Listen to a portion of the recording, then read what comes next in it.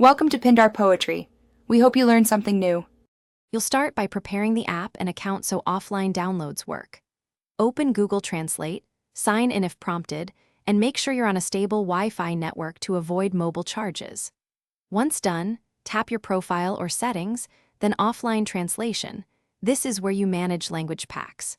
You're doing this first because language files can be hundreds of megabytes, and downloading over Wi-Fi is faster and safer for storage and battery. Now you'll download the actual language packs. Tap the download icon beside each language you need. Prioritize compact packs if space is tight. Make sure to watch the size listed. Some languages include voice and handwriting, which increase megabytes. If your phone supports an SD card, move packs to external storage in storage settings to free internal space. Once a pack completes, tap it to verify it's enabled. This ensures instant offline recognition. You're ready to use offline translation. Open the app and it will automatically use downloaded packs without internet.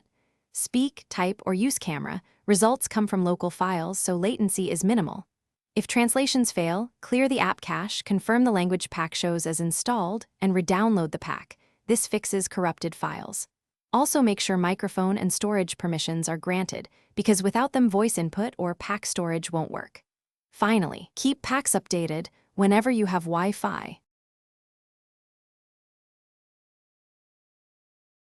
Thanks for watching. Consider subscribing if we helped you.